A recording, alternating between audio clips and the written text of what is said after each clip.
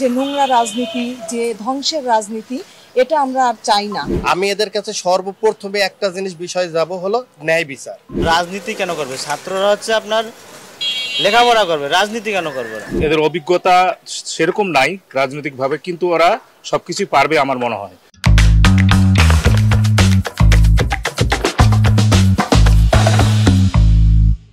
Feature 360-র পথের পাঁচাল অনুষ্ঠানে আপনাদের স্বাগতম। আজকে আমাদের বিষয় হলো আসতে যাচ্ছে ছাত্রদের নতুন রাজনৈতিক দল।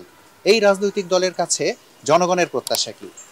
আমাদের এই বাংলাদেশে সুন্দর একটা রাজনীতি হোক, সেই রাজনীতিটা আমরা ছাত্রদের হাত ধরেই সামনের দিকে আগাতে চাই, ধ্বংসের দিকে আর না। আমরা যাতে সুন্দরভাবে খেয়ে পরে বাঁচতে পারি, সাধারণ জনগণ যেন কাজ করতে পারি, আমরা যেন বাইরে সুন্দরভাবে বের হতে পারি, এই প্রত্যাশাই ছাত্রদের কাছে আমার। রাজনীতি সম্পর্কে এদের আইডিয়া নাই, ঠিক আছে? মানুষের সাধারণ জনগণের কাছে কি চায়, এই দেশে এখন যে কি অবস্থা আছে তারাই দেখুক কি অবস্থা আছে, আগামী দিনগুলো কেমন যে গেছে, এখন দিনগুলো কেমন আসতেছে, যা চলতেছে, এইভাবেই এরা যদি এইভাবে কিছু বলে করে তাহলে এরা আর সামনে আগাতে পারবে না। এখন যেভাবে চলতে আছে আরো ভালো কিছু করার যদি ইচ্ছা থাকে তাহলে মানুষের জনগণের কাছে যাইতে হবে। আমরা চাই নতুন দলের একটা সংযোগ নিয়ে আমরা দেশটা পরিচালনা করে থাকি।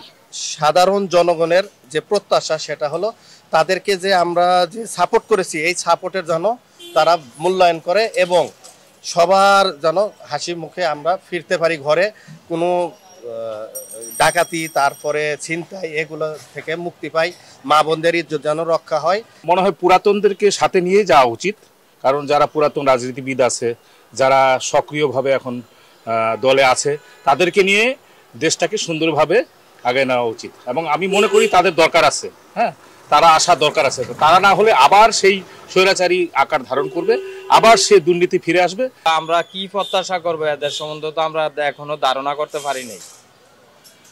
পুরাতন দল হলে না, পুরাতন দলের অতীত বর্তমান সবাই বাংলাদেশের জনগণ সবাই জানে ভালো মন্দের বিষয়টা। শুনলেন তো জনগণের মতামত। এবার আপনার পালা। আমাদের কমেন্ট বক্সে লিখুন আপনার মতামত, আর লাইক সাবস্ক্রিপশন করে আমাদের সাথেই থাকুন। ধন্যবাদ।